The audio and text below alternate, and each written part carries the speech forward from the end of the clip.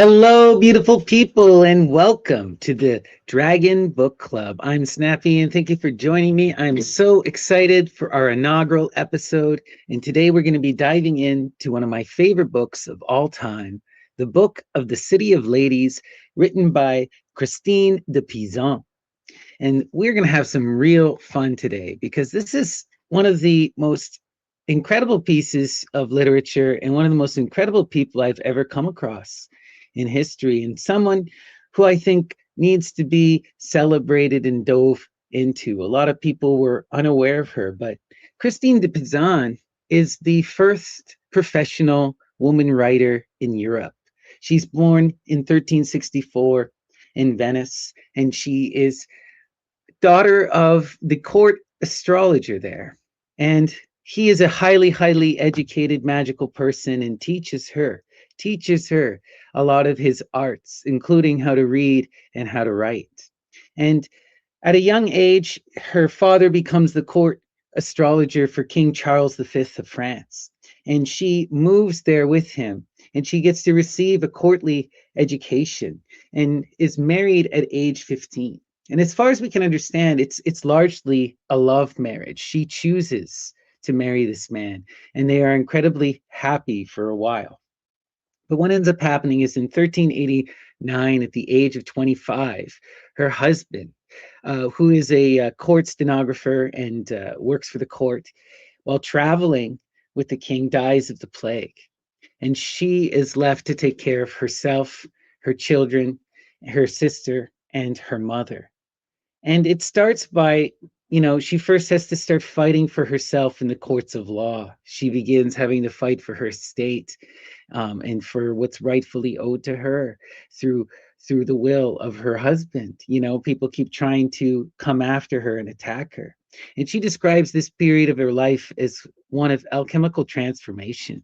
In another book of hers called the Book of the Mutability of Fortune, she actually said she's forced to become a man in every sense of the word, right? So she is empowered in this way and has to rise and defend herself. And at the same time, she is working within and is a part of the great court at, of France at this time, of King Charles V.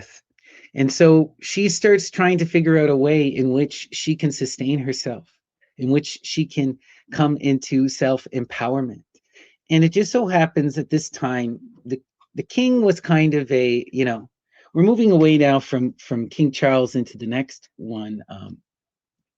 Trying to remember, with Queen Isabeau of Bavaria as her husband. So let me see here. Queen Isabeau. All right.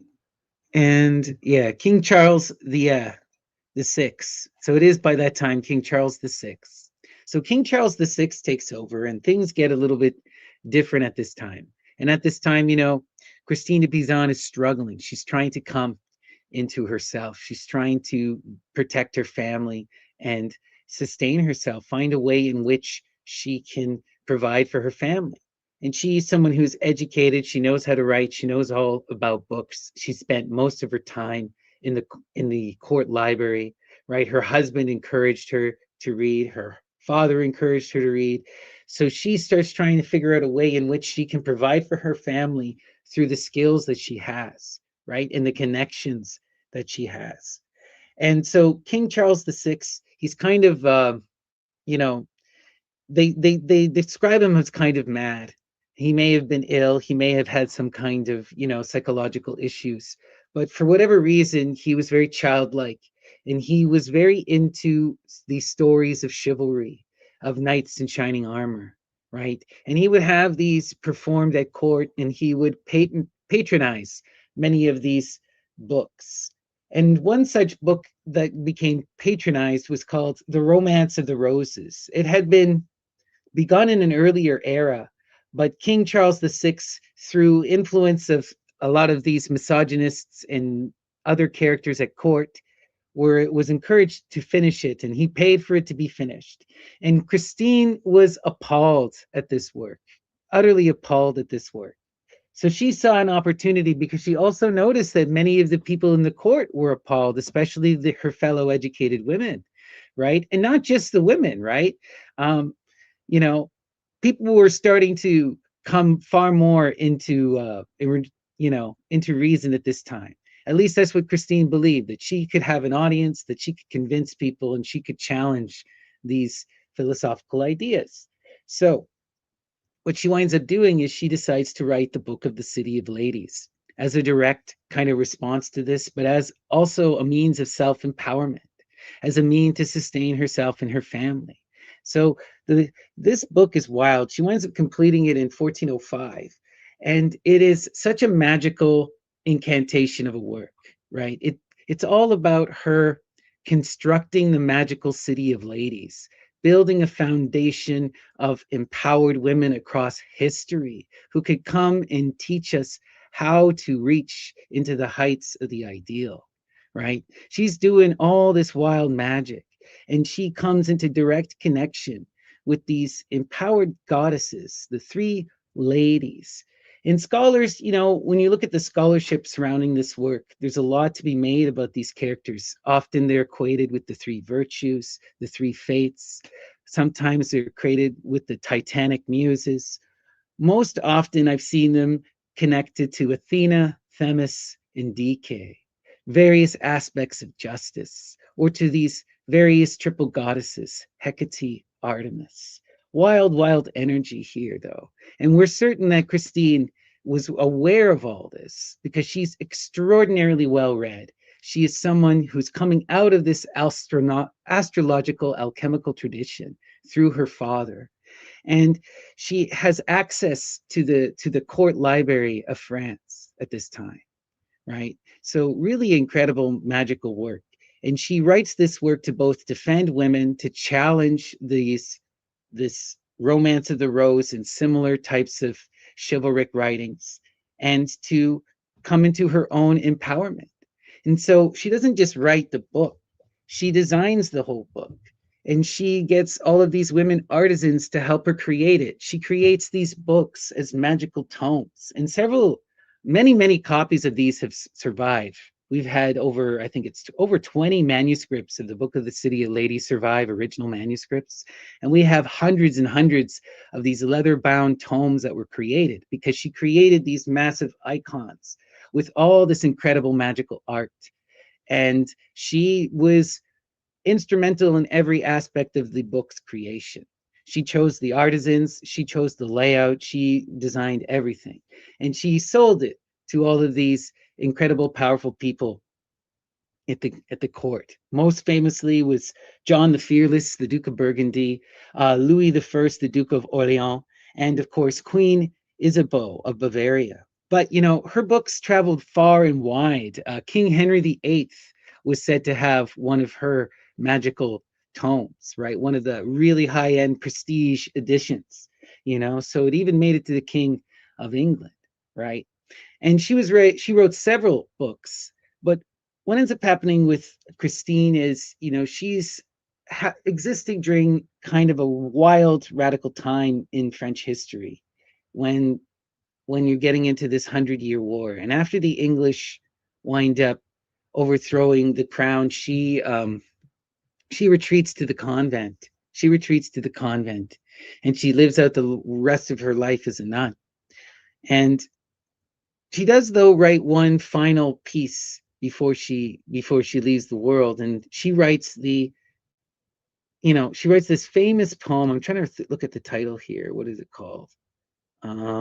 It's called Ditty de Jeanne d'Arc. She writes the Song of Jeanne d'Arc in 1429. And this is the last work that she writes. And it's the first work written about Joan of Arc during her lifetime, right? And really, really, really wild. So she is widely considered as the start of the beginning of the cult surrounding Jeanne d'Arc, right? So really, really, really, really powerful character. And so she spends the rest of her life defending Joan of Arc and in her writings until she winds up passing away in her 70s. And it was said that her daughter joined her, and her sister joined her in the convent. Right. But yeah, Wild, wild, wild stuff. Christine de Pizan, really, really interesting, magical character, the first professional writer in Europe, and just an incredible, powerful woman who really fought to defend the image of women and to bring about a return to reason in a re-examination of history. So we're gonna have some fun digging into this. So let's bring up our book here. So also, I wanted to say, like, I first discovered this book through my dear friend Chewy. My dear friend Chewy, she recommended me this, and at the time, it just blew my mind. Blew my mind. I had never heard of Christine de Pizan, and to see something that combines kind of the magical perspective and the historical and a feminist perspective was really, really beautiful. So you guys, I hope, are going to enjoy it as much as I do. All right. So this is the version we're going to be checking out today. Christine de Pizan, The Book of the City of Ladies, and Other Writings. And this is edited by Sophie Bourgault and Rebecca Kingston and translated by Ineke Hardy. All right. So we're going to hop over here. Okay. The Book of the City of Ladies. So this is our chapter 1. We're going to read today the first 10 chapters of part 1. All right.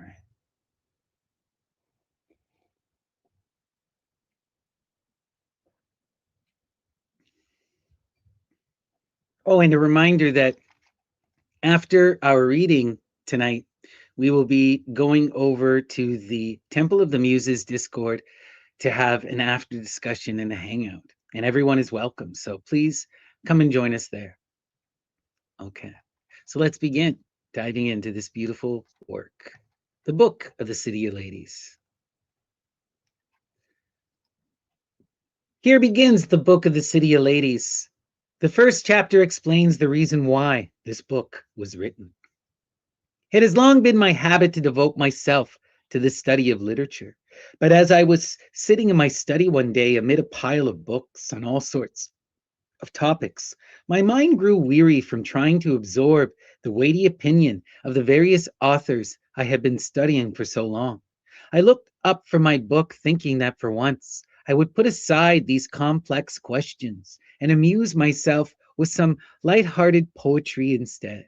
I looked around for some little book and by chance came across a curious volume that did not belong to me but had been given to me for safekeeping, along with some other books. When I opened it, I saw from the title page that it was made by Metholus. It made me smile, even though I had never seen it before, because I had often heard it said that this particular book, unlike many others, spoke in praise of women. I thought I would leaf through it to amuse myself, but I had hardly begun when my dear mother called to say it was time to eat supper. So I put the book aside, intending to return to it the next day. The next morning, seated in my study as usual, I remembered that I meant to have a look at this book by Matholus. So I started to read.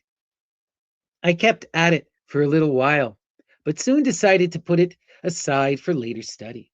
The book's content did not seem very appealing unless you enjoy invective, and it seemed of no use whatsoever in terms of ethical or moral edification. As I leafed through it, the wording and the material struck me as rather shocking, not to mention the ending. But even though the text carried very little weight, it prompted me in an extraordinary thought. Why is it that so many men, clerics as well as others, have always been so ready to say and write such abominable and hateful things about women and their nature? And not just one or two of them, or even this Matholus, who is not a respected author and makes a mockery of the subject.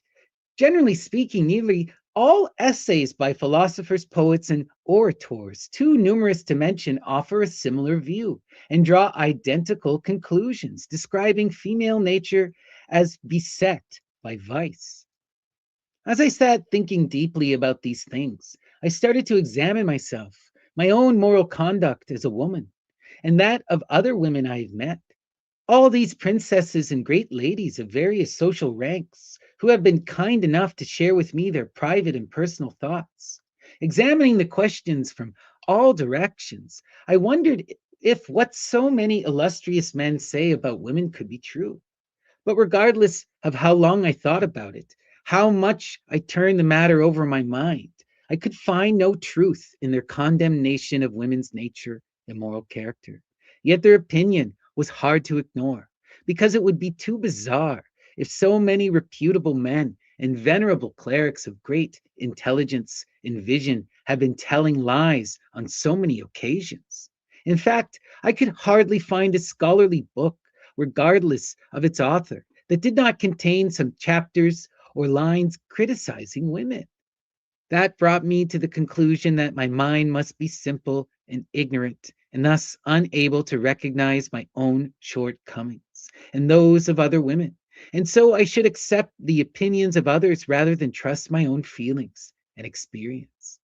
I lingered on this thought at such length that I seemed to sink into a trance, and the names of countless authors who had written on this subject trickled into my mind like drops from a bubbling fountain. Recalling them one by one, I concluded that God created a vile creature when he fashioned woman. Indeed, I was astonished that such a worthy craftsman could have produced such an abominable creature. As the authors would have had, as the authors would have it, she is a vessel filled with all sorts of evil and vices. The idea of despising myself and the entire feminine sex as an aberration of nature made me deeply unhappy and discouraged. And in my despair, I said these words: "O Lord, how can this be? Because unless I stray from my faith, I should not believe that you, in your infinite wisdom and superiority, ever created anything lacking perfection. Did you yourself not create woman with the utmost care and endow her with all the qualities you wanted her to have? And how could it be that you created her perfectly? And yet I see so many dreadful accusations, not to mention judgments and condemnations to her detriment. I don't understand this contradiction. But if it is true, dear Lord, that the female sex is an abomination, as many would have it, and you say yourself that one should believe the testimony of two or more witnesses, I must not doubt it.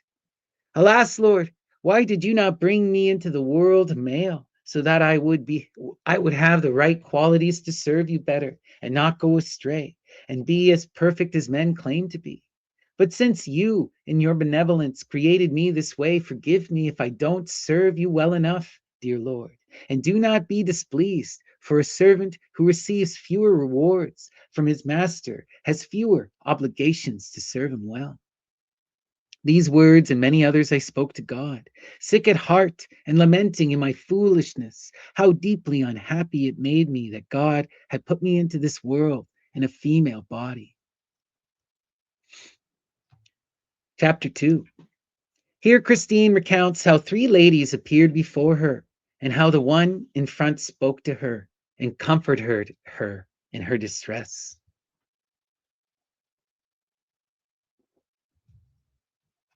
Lost in these unhappy thoughts, my head bowed as if in shame, my eyes full of tears, my cheeks resting on my hand, I sat leaning on the arm of my chair when I suddenly saw a ray of light shine down on my lap like a beam of sunshine. Since it was dark in my room and sunshine could not be entering at that hour, I jumped as if I had woken from a dream, turning my head to see where the light was coming from. Then I saw three ladies standing before me, crowned and of noble bearing. The radiance in their faces illuminated me in the entire room. As you can imagine, I was astonished that they had managed to enter since I had shut the door behind me. Terrified that it was some sort of supernatural apparition come to tempt me, I made the sign of the cross on my forehead. Then the lady standing in front of the other two smiled and addressed me: "My dear daughter, do not be afraid, because we haven't come here to harm you or upset you. We are here out of compassion to console you in your distress and to shed light on the misconceptions that have so clouded your judgment that you are rejecting what you know to be true and give credence to things merely by force of prevailing opinion, although you know better. You are like the fool in the joke who, while asleep in a mill, was dressed in a woman's robe, by some people wanting to play a trick on him. When he woke up, they told him he was a woman, and he believed their lies, although he knew better. My dear girl, what has happened to your common sense? Have you forgotten that gold proves itself in the furnace? It does not change its quality, but increases in value. The more it is beaten and fashioned in various ways. Don't you know that the finest things are those that are most often subject to heated debate? And if you want to focus on higher things and ideas related to divine concepts, look closely at the greatest philosophers of all time, whose rejection of women you quote, and see if they have never drawn the wrong conclusion. See if they don't contradict and correct each other, as you have seen for yourself in Aristotle's Metaphysics, where he argues and disputes their opinions, citing Plato and others.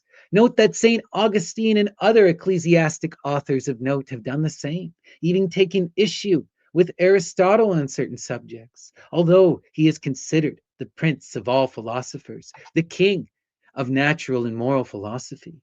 You seem to take every word of the philosophers as an article of faith and believe them incapable of error. As for the poets to whom you refer, don't you know that they have written on various subjects in the form of fables, which you sometimes have to understand as meaning the opposite of what they appear to say? You should interpret them based on the rhetorical figure of speech called antiphrasis, which, as you know, means that you might say that something is bad when you actually mean the opposite, and vice versa. I want to pause here just for 1 second because this is Dionysian magic. This is something that we see used in magical texts all the time, all the time. And this is connecting her to a far older magical tradition, right? Okay. All right. Let's continue. My advice to you is to turn their words to your advantage by interpreting the passage that speak ill of women the way they are meant to be understood. The book by this man named Methuselah may also have to be understood that way, for it contains many things that, if taken literally, would amount to pure heresy. As for the diatribe about the holy, worthy, God-given state of marriage that you find not only in Methuselah, but also in books by other authors, notably Roman de la Rose, Romance of the Rose, which is widely accepted because of the respect its author commands, it stands to reason that when they say that women are responsible for turning marriage into a curse, the reverse is true. Because where would you ever find a husband willing to allow his wife to have such power over him that she could hurl insults and obscenities at him at will, the way these authors would have it?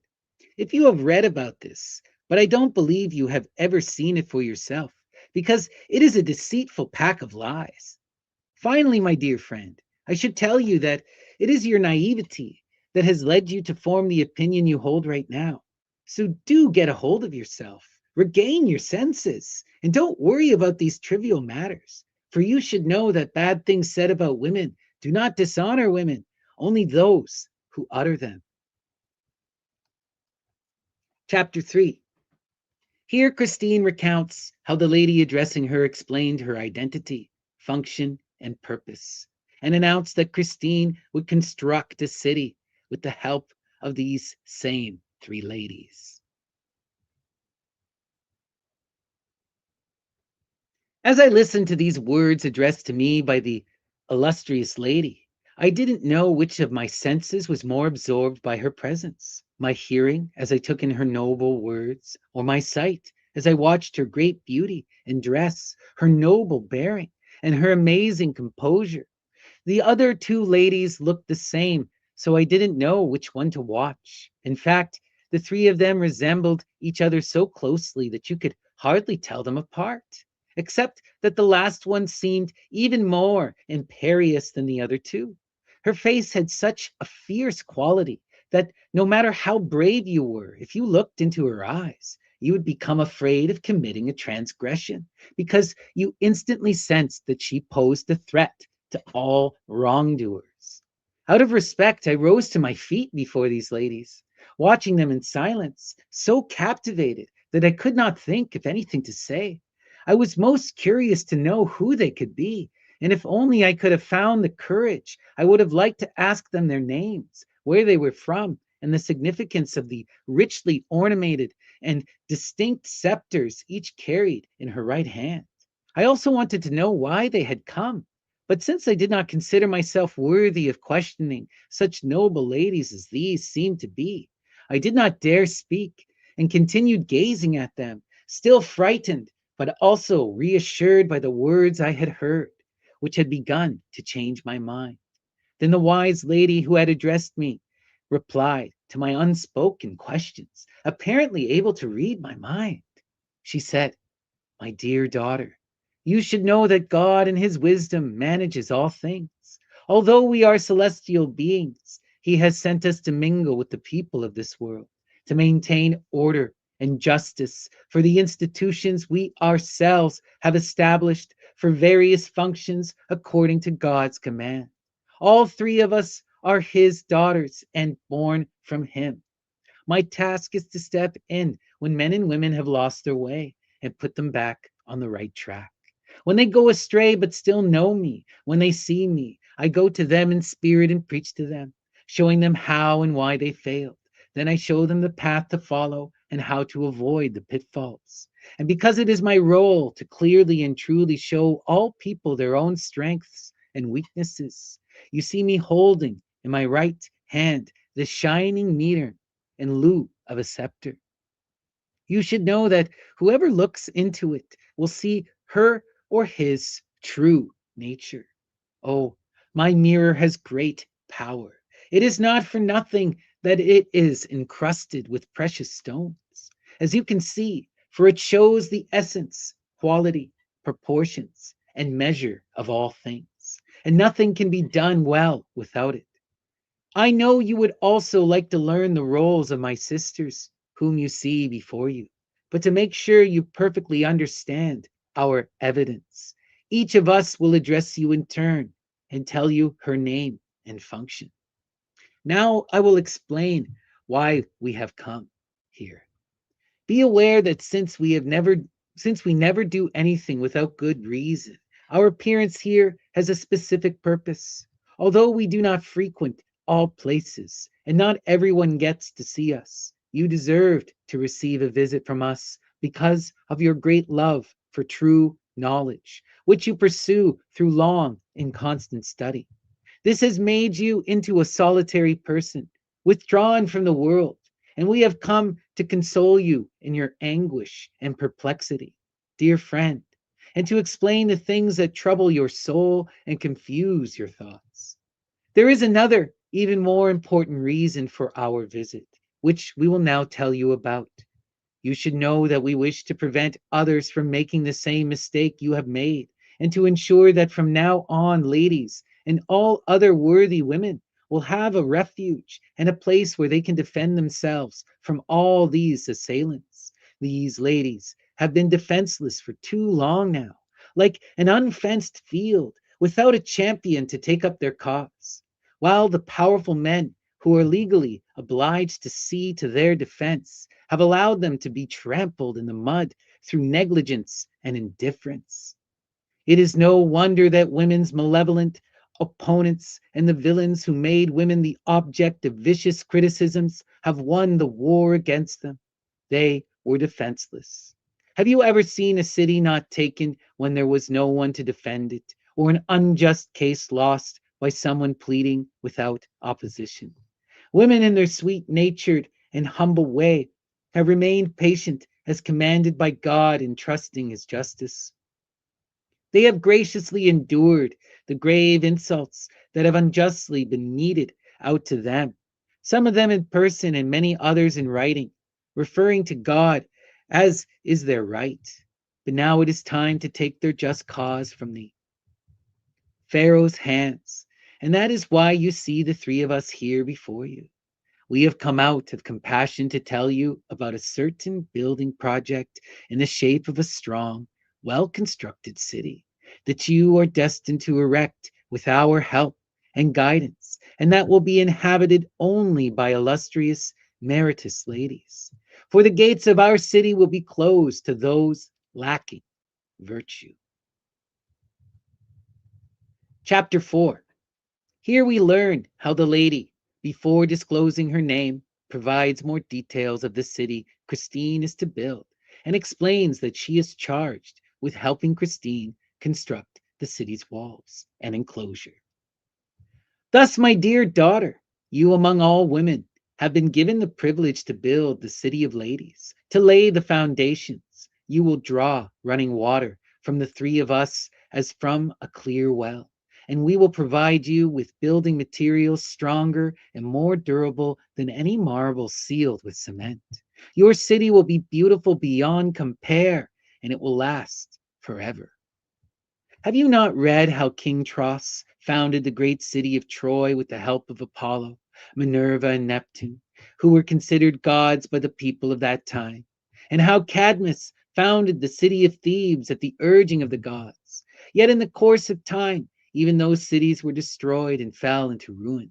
But I prophesy, like a true Sibyl, that this city that you are going to found with our help will not be destroyed or fall into ruin, but will remain preposterous, will remain prosperous till the end of time, despite the envy of its malicious enemies. It will know many assaults, but will never be taken or vanquished.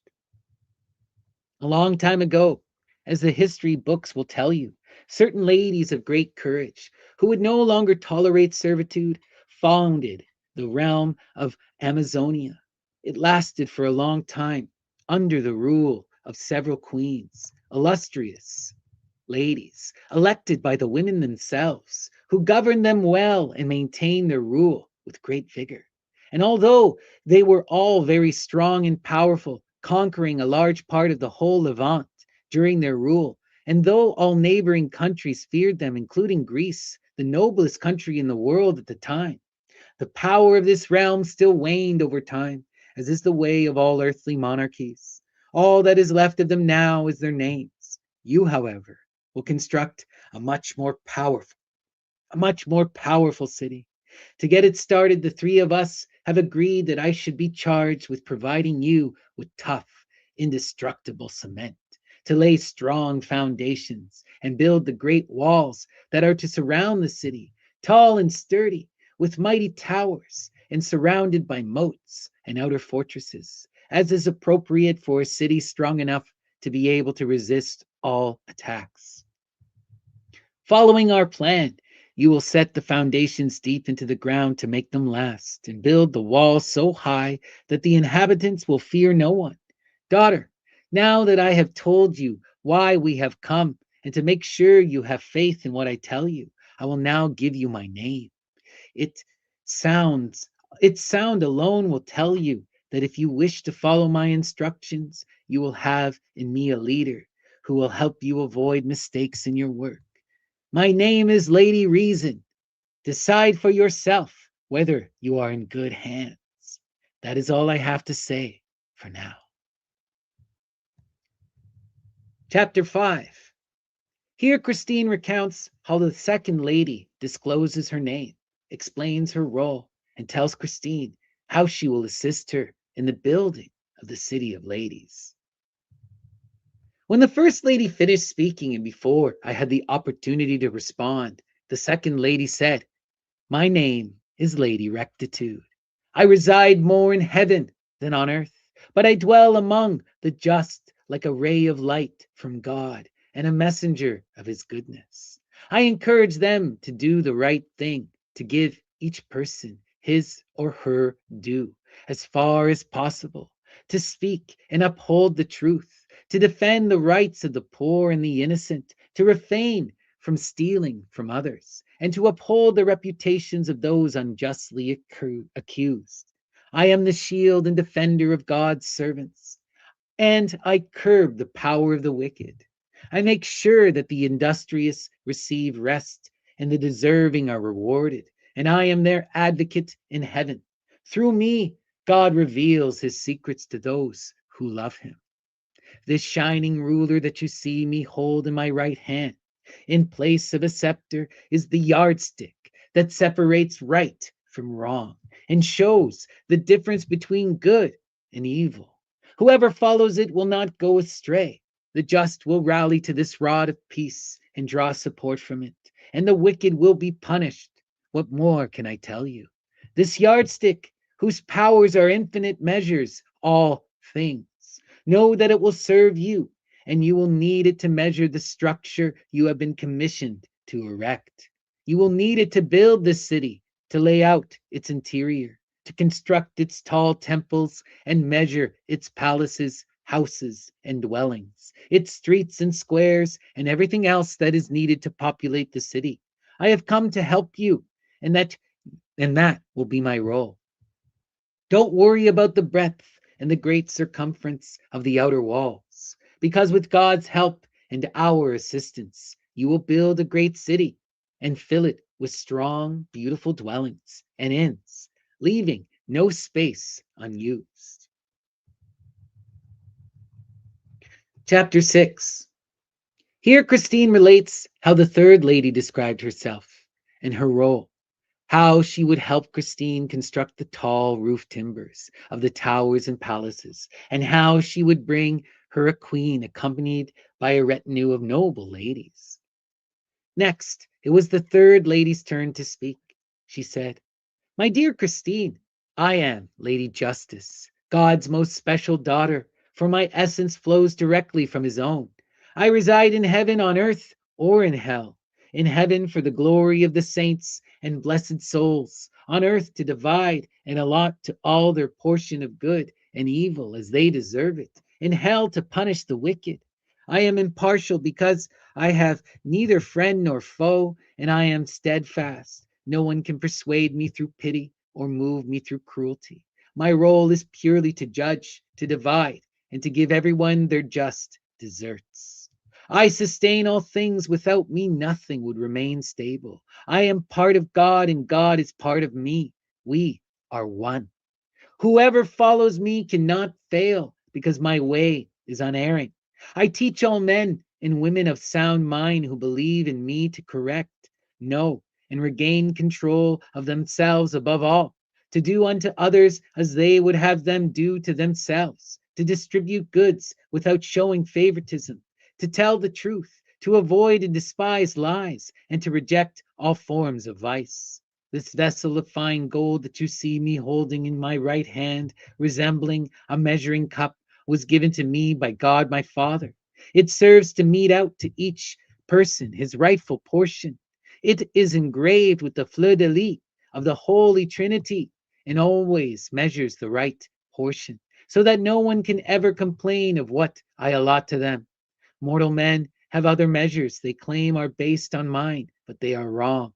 They often claim to measure in my name, but fail to measure correctly, giving too much to some and too little to others. I could talk at length about all the details of my function, but let me just say for now that I occupy a special place among the virtues, because they are all connected to me. And we, the three ladies you see before you, are all one. We cannot function without each other. What the first one decides, the second one puts into effort, will I, the third one, ensure that it is brought to fruition. Thus, it has been agreed among the three of us that I shall help you complete your city, and it will be my role to construct the turrets of the tall towers and the principal mansions and inns, which will all be made of fine, shining gold. Then I will populate the city for you with illustrious ladies, and I will bring you a highborn queen, who shall be honored and revered by the other ladies, even the most excellent ones. In this way, I will ensure that the city you will help build will be well fortified and sealed off with strong gates that I will search for in heaven. And upon its completion, I will deliver the keys into your hands. Chapter 7. Here Christine recounts how she spoke to the three ladies. These words concluded the speeches of the three ladies, to which I had listened with rapt attention. They had completely taken away the unhappiness I had been feeling before their arrival. Suddenly, I threw myself at their feet. not just on my knees, but face down, moved by their splendor, kissing the ground at their feet, revering them as exalted goddesses. I humbly address them with these words: O ladies of supreme dignity, radiance, and of the heavens, and light of the earth, fountains of paradise and joy of the blessed, how is it possible that you have seen fit to come down from your pontifical seats and shining thrones to visit this simple and ignorant student in her obscure and troubled cell? How could I possibly thank you enough for such beneficence? The raindrops and dew of your sweet words have already fallen upon me, penetrating and saturating my arid mind so that it now feels ready to germinate and send up new plants capable of bearing wholesome fruit with a delicious flavor. How can it be that I am offered such a blessing as to have been chosen to build a new city in this world, as you have explained? I am not St. Thomas the Apostle, who by the grace of God built a splendid palace in heaven for the King of India. My poor brain doesn't know anything about craft and measure, nor has it studied the theory and practice of construction. And even if I could learn these things, where would I, as a woman, find the physical strength to accomplish such a huge task? But, honored ladies, no matter how daunted I am by the contemplation of this extraordinary task, I know well that for God all things are possible, and I must not doubt that whatever tasks are undertaken with the guidance and help of the three of you will be brought to a good end. I therefore thank God and you, revered ladies, with all my heart for the honor of having entrusted me with such a noble task, which I accept with great joy. Behold your handmaiden ready to do your bidding. I await your command, and I will do as you say. Chapter 8. Here Christine relates how reason instructed and helped her excavate the ground to build the foundation. Then Lady Reason replied and said, "Stand up now, daughter. We must not lose any more time. Let us go to the field of letters. There we will found the city of ladies on a flat and fertile plain, with all sorts of fruit and sweet rivers, and the earth abounding with all good things. Take the spade of your mind and dig a deep trench along the line I have traced. I will help you carry the earth away on my own shoulders." I immediately stood up to obey her command, feeling much stronger and lighter than before, thanks to the fortitude of the three ladies. Lady Reason took the lead, and I followed. And once we arrived at the field, I started excavating, digging with the spade of my thirst for knowledge, along the lines she had traced. And my first task was as follows: "Lady, I clearly remember what you told me about all the men who have been attacking the ways of women, how the longer gold is in the oven, the more refined it becomes. The way I understand that it is, the way that I understand that is that the more women are unjustly criticized, the greater their merit and glory.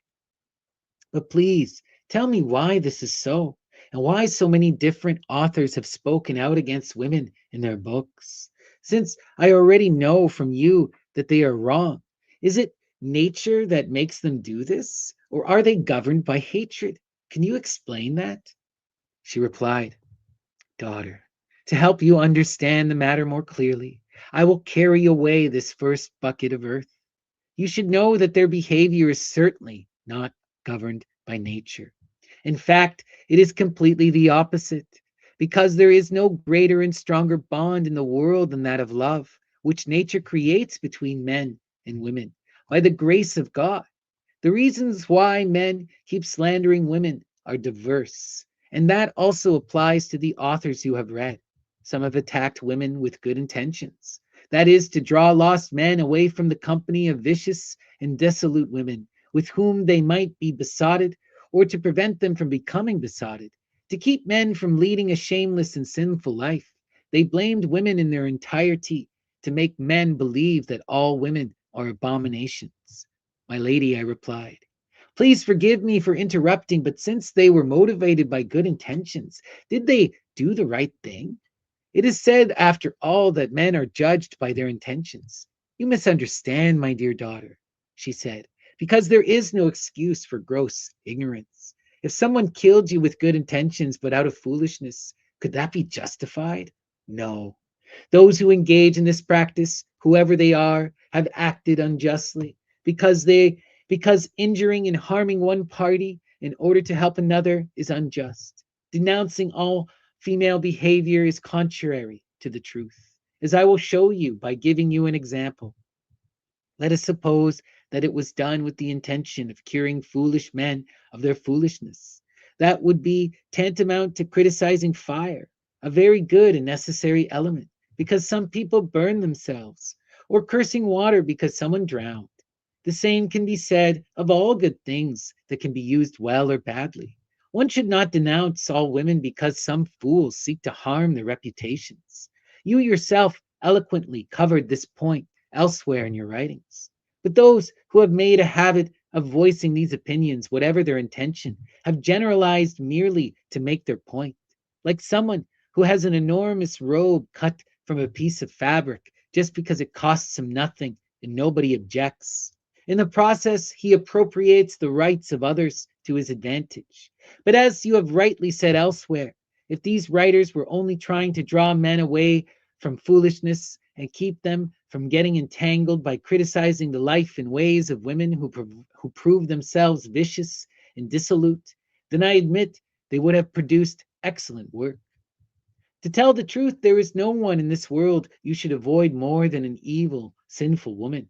She is like a monster deformed by nature, a fake estranged from her own character, which should be simple, tranquil, and honest. But to criticize them all when there are so many outstanding women, I promise you that I strongly disapprove, and that they and everyone who shares their views are completely wrong. So cast aside these dirty, misshapen black stones. They will never be used in the building of your city. Other men have criticized women for other reasons. Some have been motivated by their own sinful behavior, others by the deficiencies of their own bodies. Some act out of jealousy, and some are guided by a natural tendency to criticize. Others like to show that they are well read and base their arguments on what they have read in books, simply repeating what others have said. Those who criticize women as a result of their own depravity are men who have spent their youth in debauchery and have had affairs with many different women. All these experiences have made them sly, and they have grown old without repenting their sins. They look back with regret on the follies of their past and the dissolute life they have led.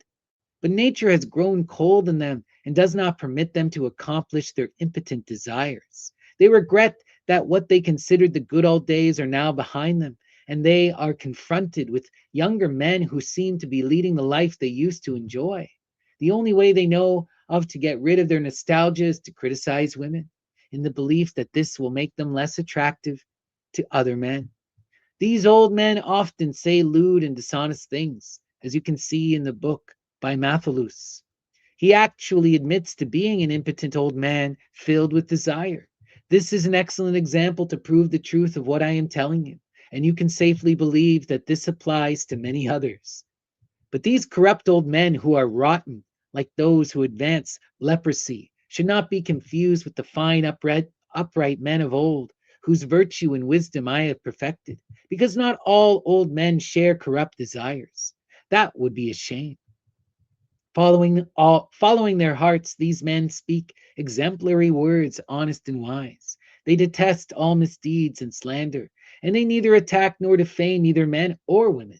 They despise evil and attack it in general terms without accusing or charging anyone in particular.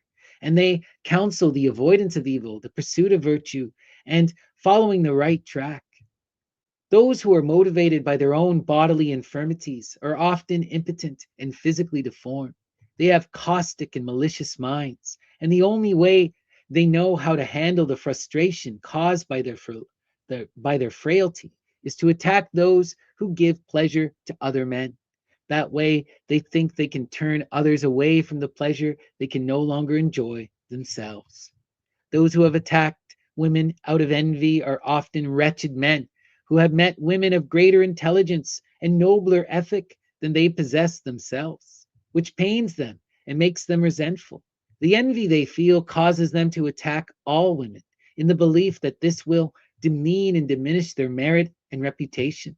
A good example of this is found in a book by a man whose name I've forgotten, who's, who's titled On Philosophy, in which he goes to great lengths to prove that it is inappropriate for men to honor women, whoever they may be. He says that men may make a fuss over women, pervert the title of his book, transforming love of wisdom to love of folly, which you might call philofolly. But I assure you that he himself turned his book into a proper work of philofolly by the phony conclusions he draws from the arguments presented.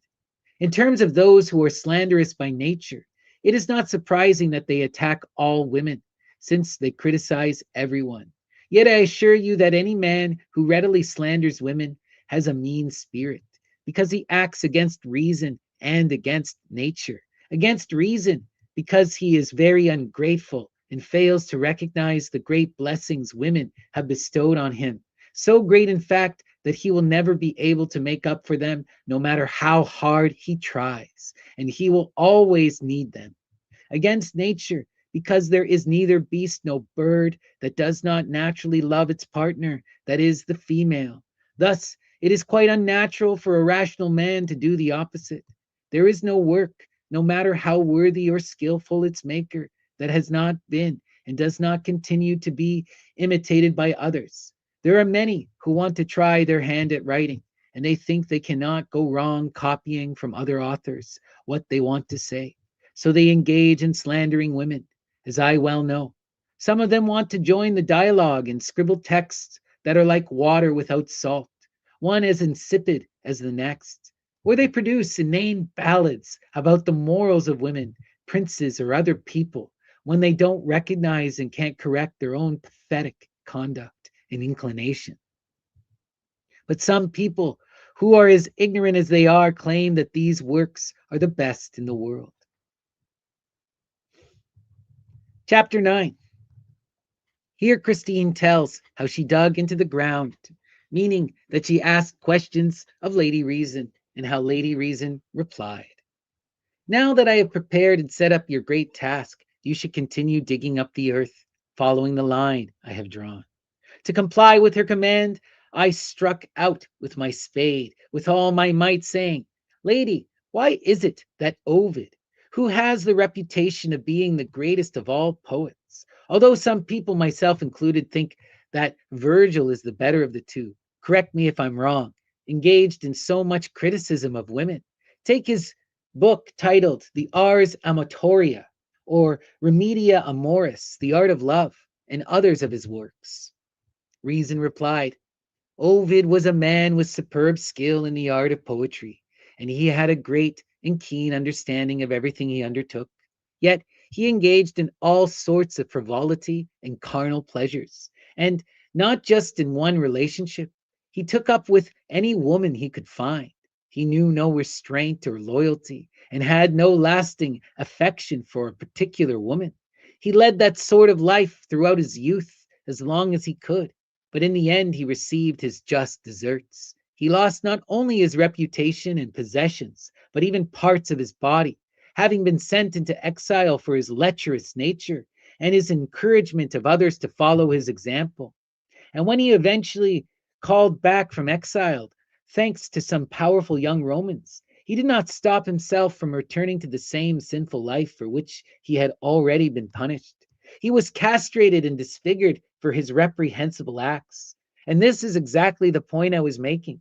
Because when he realized he could no longer lead the life he used to enjoy, he started to attack women, using cunning, arguments, and in an attempt to render women unattractive to others. Well said, my lady, but I have read a book by another Italian author by the name Cicco de Ascoli. I think he came from the region of Tuscany or the Marches. In one of his chapters, he says some really atrocious things, so bad that no one with any sense should repeat them. Reason replied, My daughter, you shouldn't be surprised that Cicco de Ascoli slandered the entire female sex. He despised and hated them all, and his extraordinary malice prompted him to make sure all men despised and hated them as well. but he received his just reward, suffering an ignominious death, being burned at the stake as punishment for his vicious slander. I read another little book, my lady, written in Latin, entitled De Secretis Millorum, Women's Secrets, which says many bad things about women's bodies. Reason replied, if you look at your own body, you won't need further proof to know that this book was purposely written to deceive, because if you have read it, you know that it is full of lies. And although some say that it was written by Aristotle, it is unthinkable that a philosopher of his repute would have produced such nonsense.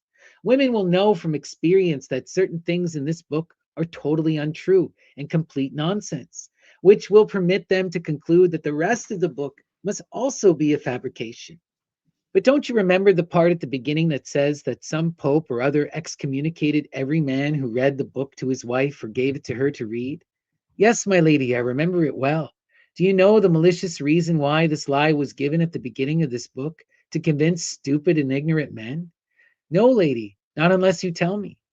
That was so women would not find out about this book and its contents, because its author was well aware that if women read it or had it read to them, they would know it was filled with lies, and they would contradict it and make fun of it. That was how the author wanted to trick and deceive the men who read his book. Lady, I remember that at the end of his detailed discussion about the inadequacy and weakness of the way the female body is formed in the mother's womb, the author says that nature is also deeply ashamed when she sees that she has created such an imperfect body. Oh, my dear, you must see the complete madness, the irrational blindness that prompted these words. How could nature, God's handmaiden, be more powerful than her master? The Almighty God, who conceived the form of man and women after his own image, and from whom she derives her authority. It was his holy wish to fashion Adam from the clay of the field of Damascus. And when he had created him, he took him to dwell in the earthly paradise, the noblest place on this lowly earth. There he put Adam to sleep and created woman from one of his ribs. That means that she was meant to stand beside him and not lie at his feet like a servant, that he should love her like his own flesh.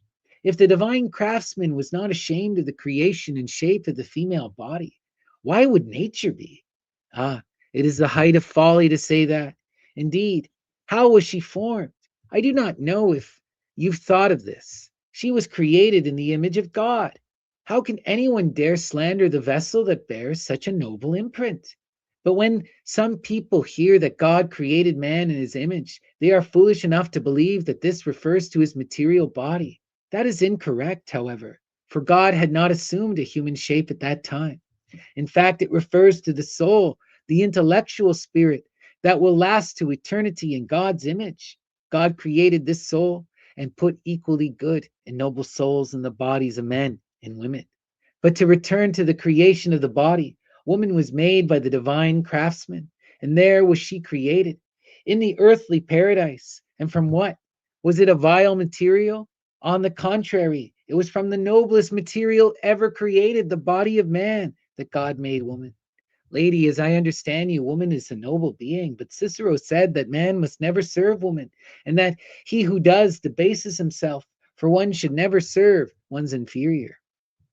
Reason replied, the superior being is he or she who is the most virtuous. People's superiority or baseness does not depend on their gender, but on their perfection of their morals and virtues. And blissful is he who serves the Virgin, who is superior to all the angels. But my lady, one of the Catos, the one who was such a great orator, said that if there were no women in this world, we would converse with the gods.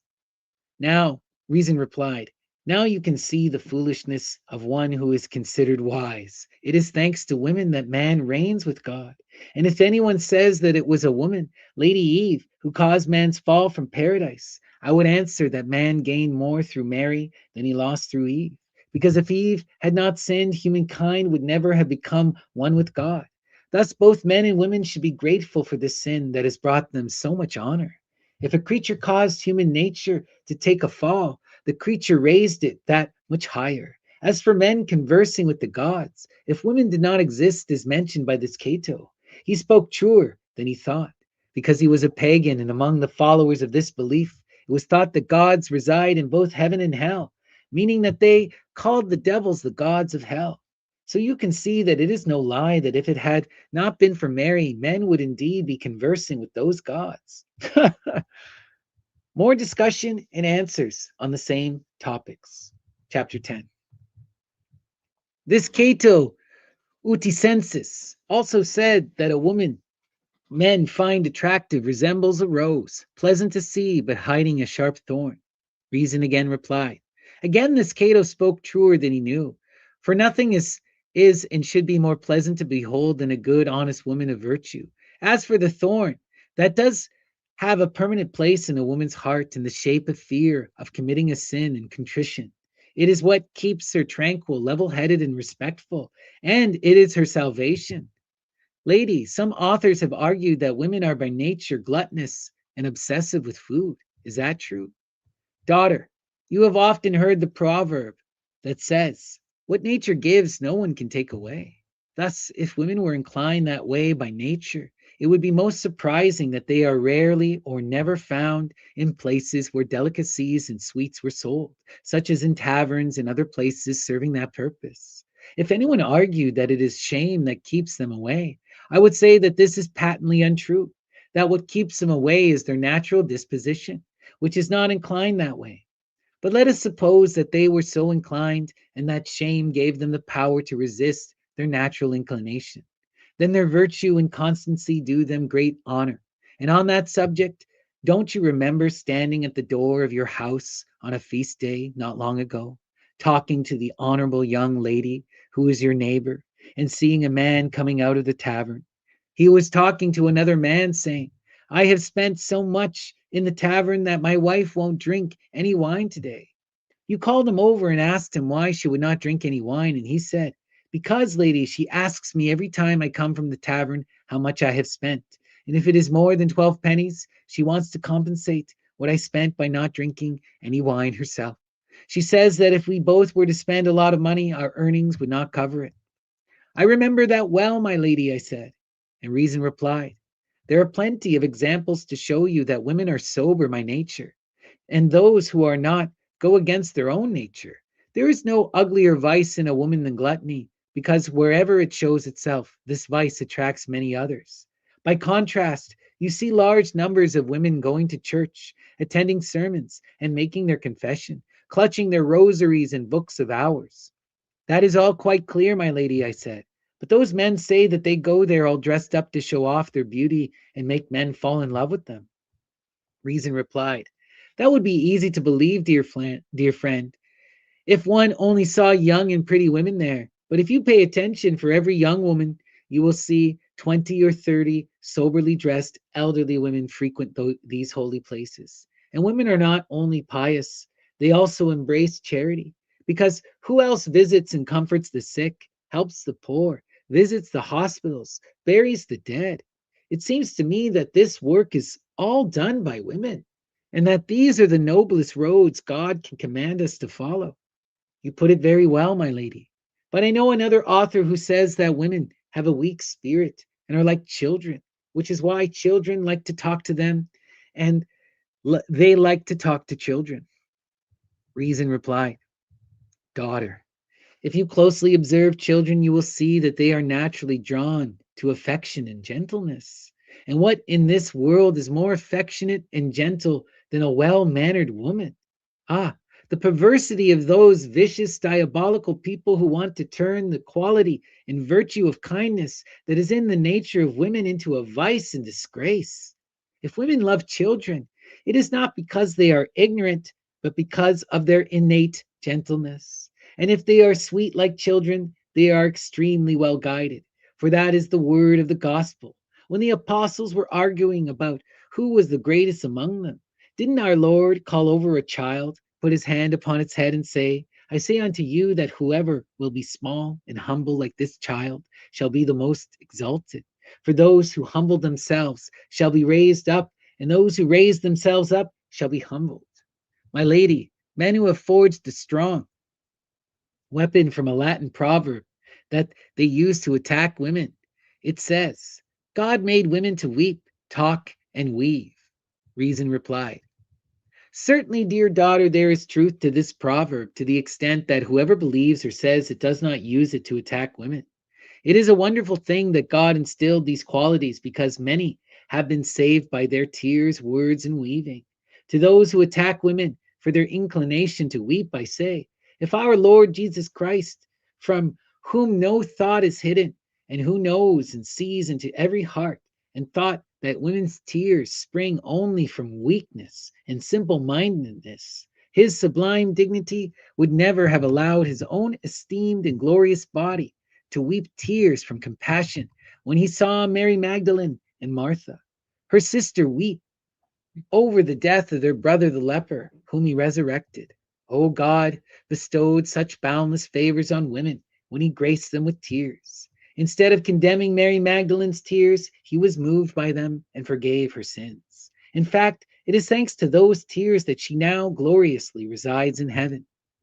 Nor did he scorn the tears of the widow who wept over her only son, who had died and was being carried to his grave.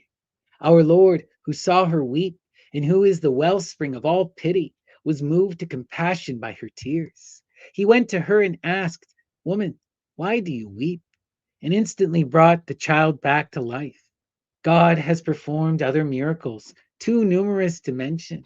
But as you can read in the Holy Scriptures, many of them were bestowed on women because of their tears, and they still are every day. I believe that many women and others for whom they prayed have been saved thanks to their tears of devotion. Was St. Augustine, the glorious doctor of the church, not converted to the faith by his mother's tears? That good woman wept unceasingly, praying to God to please enlighten the heart of her son, who was a pagan, unable to perceive the light of the faith.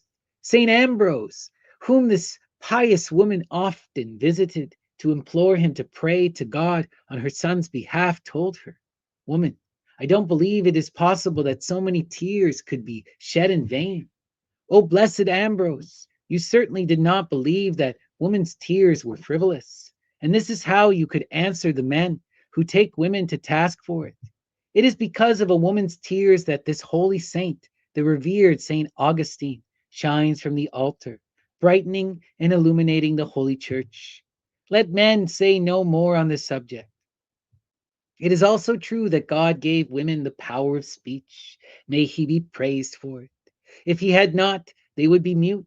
In fact, the proverb you mentioned was invented by someone or other to attack women, because if women's speech had really been so disgraceful and unreliable as some would have it, then our Lord Jesus Christ would have never seen fit to decree that so glorious a mystery as his most glorious resurrection would first be announced by a woman.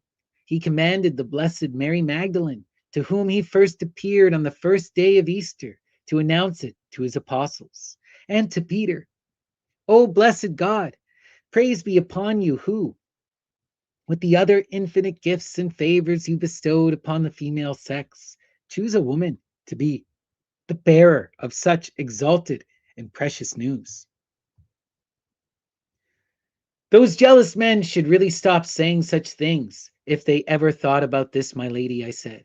But I have to laugh at a stupid remark you hear men make, even including some foolish preachers, to the effect that God first appeared to a woman because he was well aware that she would be unable to keep quiet, so that the news of his resurrection would spread that much faster. Reason replied, daughter, you have done well to call those who say that fools, because it is not enough for them to attack women, to even impute this blasphemy to Jesus Christ, saying in effect that he decided to reveal such holy perfect news using a human weakness. I don't understand how anyone could dare say such a thing, even in jest, because God should never be a joking matter. But going back to our first topic, it was fortunate that woman from Canaan was such a valuable talker. She would not stop screaming and harassing Jesus Christ, going through the streets of Jerusalem crying, have mercy on me, Lord, for my daughter is sick. And what did the blessed Lord do? He who has always been filled with compassion and to whom a single word from the heart was enough to grant mercy. He seemed to take delight in the stream of words and ceaseless prayers coming from this woman's mouth. And why wouldn't that be? Why would that be? It was to test her constancy, because when he had compared her to a dog, which seemed a little rude, but she belonged to a foreign faith, not that of God, she did not hesitate in giving him a wise and intelligent answer, saying, Lord, that is true, but little dogs live on the crumbs from their master's table. O wise woman, who taught you to speak that way? You won your case thanks to the wise words that sprang from the purity of your intentions. And so it proved, for our Lord, turning to his apostles, testified in his own words, saying that he had not encountered this much faith in all of Israel. And he granted her request. Ah, who could adequately summarize this honor to the female sex, so denigrated by the envious, considering that God discovered more faith in the heart of a little heathen woman than in all the bishops, princes, priests, and the entire Jewish race, who call themselves God's chosen people? Another notable example is that of the Samaritan woman. She also pleaded her case at length when she arrived at a well to draw water and found Jesus sitting there, completely exhausted. Oh, blessed be this holy body in which God incarnated himself. How could you see fit to open your holy mouth and address words of salvation to this sinful little woman who is not even of your faith? Truly, you made it abundantly clear that you did not despise the devout female sex. God, how many of today's bishops would stoop to address a lowly little woman, even if her salvation was at stake? The woman who sat listening to Christ's sermon spoke no less wisely. As they say, women can never keep quiet. And that was a good thing, because she was so impassioned by his holy words that she spoke out, saying the words that had been solemnly recorded in the gospel. Jumping up, she shouted, Blessed be the womb that bore you and the breasts that suckled you. Now you can understand, my dear child, how God has made it clear that he has given women speech so they might serve him better. Thus, women should not be criticized for something that is responsible for so much good and so little evil. For it is rare to see women's words cause serious harm. As to weaving, it is true that God wished this to be a natural occupation for women, since it is work that is necessary for divine service and for the benefit of every rational creature. Without this work, the world would be in a state of chaos. Thus, it is sheer wickedness to criticize women for something that brings them sincere gratitude, honor, and praise. All right, guys. And that includes our 10 chapters, our deep dive reading for this week. So I hope you really enjoy so far the incredible, the beautiful Book of the City of Ladies by Christine de Pizan. Such a fun, incredible book. So far we have seen Christine, be confronted with her doubt after reading horrible literature, misogynistic literature, and being forced to confront herself in her feminine nature. But we see her being blessed by the great spirits, right? The three ladies who come to help her construct the magical city, which will be an eternal salvation for all women and all who seek justice, right? And she begins to build this city with the great Lady Reason by asking questions and informing her of the true nature of women. So this book, Carrie, was written in 1405, right in the Renaissance. And Christine de Pizan is the first professional woman writer in Europe. Really incredible. So I hope you guys really enjoyed those 10 chapters. And I hope you join us, because we're going to take a break and hop over to the Discord, where we're going to begin our deep dive discussion. So if you guys want to come hang out with me and talk more about Christine de Pizan and the Book of the City of Ladies, please join our Discord, the Temple of the Muses, and you can see the link pinned in the comments. All right. So I will be there in about 10 to 15 minutes. Just going to get myself a quick drink. And you can find us in the Agora tab, which is the community discussion. It's like the audio tab, whatever you call it. So we're going to be there in 15 minutes. So I hope to see you guys there. So come join us for our deep dive discussion into the Book of the City of Ladies. And we will pick up next week with 10 more chapters, continuing from here. And we will continue until we finish this beautiful book. All right. So thank you guys. I hope you enjoyed it. And I hope I see you in 15 minutes in the Temple of the Muses. So much love to you all. And hail Christine de Pizan. Take care.